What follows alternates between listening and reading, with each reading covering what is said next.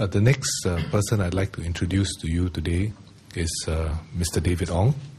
Mr. David Ong has worked in the community for a long time, and he's also a businessman. So, David. Thank you. Good afternoon, representative of the media. My name is David Ong. I'm 50 years old. I'm married with 3 boys, 3 school-going kids. I'm currently the managing director of a publishing company, Red Dot, that specializes in media for the tourism industry. In fact, I would like to think that I grew up probably in a way a Singapore story. I grew up in a 2-room flat in Commonwealth Drive in Queenstown with my 2 siblings and my parents. My dad at the time was in the police force, and my mom a homemaker, whom she later came out to work to supplement the family income for 3 school-going kids. So quite often, we do eat our lunches over thermoflask, where she'll cook early in the morning and she'll left for work, and then we'll come back and eat them. So in a very young age, I think I learned the value of money. Of course, also understand humility and hard work. So in a way, I have benefited from this meritocratic system, and I'd like to give back to society. In fact, volunteerism for me came at a very young age for me. At the age of about 14 years old, I was actively serving in the Metropolitan YMCA as a youth leader. Apart from championing the youth chapter, we were also immersed into helping the latchkey children, which was quite prevalent at that time. So at a very young age, when you see kids, life being molded and changed for the better from what we do, I think that has got a very strong motivating factor for me to continue to serve. So over the last 12 years, I've been actively serving as a grassroots leader at Greater Kim Seng. It's a division where we have one of the highest number of the poor and the needy.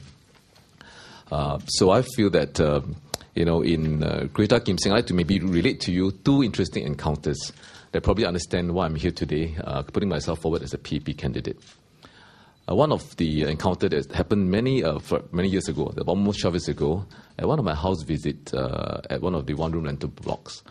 It's where units faces each other, and with a long common corridor. So at the time, we found that most of the doors were open, but they are all in total darkness.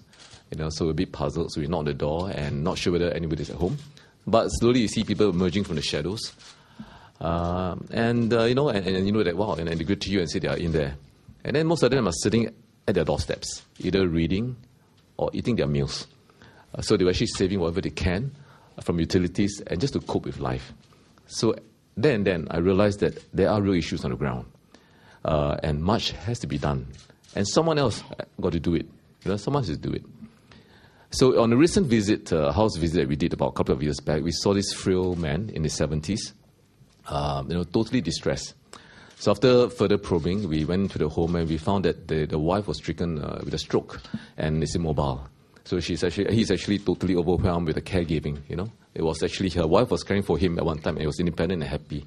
So we rendered help immediately. We got home physiotherapy service for the wife, and we saw them again after 8 months, and we were greeted by a immensely happy and grateful man. That the wife is able to walk, not as best as she could previously, but now she's able to walk, and he's so much he's this huge burden that's lifted off his shoulders. So I think this particular encounter, and through my involvement in PA's Active Aging Council, I think really I want to champion the cause of active aging, to make sure that we reach out to every resident and to stay active physically, mentally, and socially. Get them out of their house, get them socialized, meet friends, do fun things together, and I think that will keep them happy and healthy. So I guess that with my different involvement at grassroots level, I'm privileged to be able to be in position to look at needs and then put things and programs together to actually solve that problem, make lives better. So I think that this fulfillment has a lot to play in my decision in stepping forward as a PAP candidate today. 记者们，大家好。今天我们能有这个舒适的生活，社会的安稳，都得来不易。那我认为呢，做人要知恩图报，也要依苦思甜。今年我是50岁了，可是我认为年龄只是一个数目字而已。最重要的，你要有一个人人为我，我为人人的想法，以及愿意为社会服务付出的精神。那无论你是20岁或者30岁、50岁或者70岁，都我看没有那么真正的差别。